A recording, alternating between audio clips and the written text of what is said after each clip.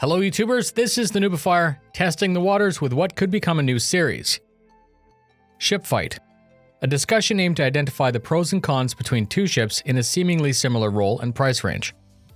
Even though we've only had a pre-sale and one Q&A, I feel pretty confident that we can discuss a question that one of the viewers had. The Hercules Starlifter C2 or the Drake Caterpillar? The question's pretty good. The base C2 and the Caterpillar have similar cargo. They're both around $300. Unless you buy with store credit.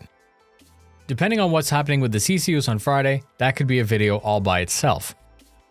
Let's start with the price and let's accept the actual price of the C2 as $360.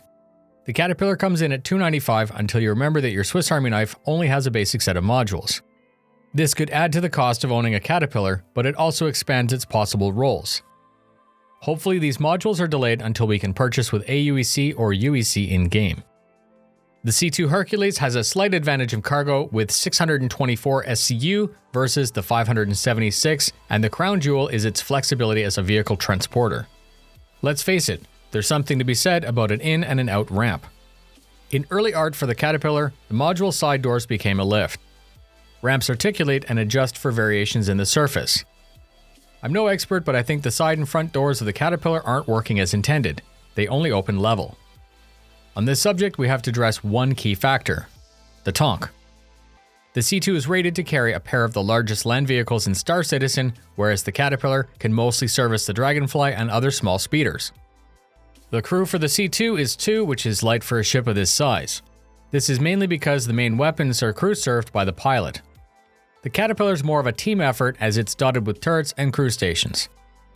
The cost for the C2 of having a small crew might be its lack of protection versus the Caterpillar. I've identified 3 decision points, and they are the living space, the tonk transporter, and modularity. The C2 has 2 beds, but just like a real C-130, there's no rooms, just a flight deck. This suggests that you're going to need to use a base of operations when conducting missions with this ship. The Caterpillar, on the other hand, is good for long-range missions. It has a full but Spartan crew living quarters, allowing you to set off without a real plan. Modularity is such an appealing aspect of the Caterpillar.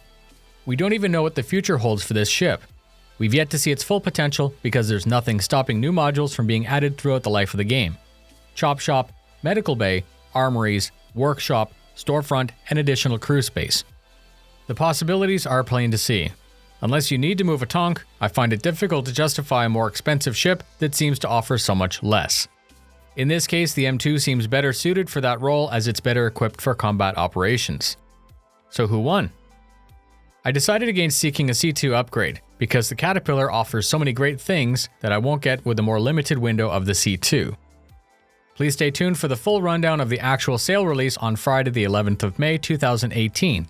Thank you very much for spending your time with me. Fly safe, and I'll see you in the verse.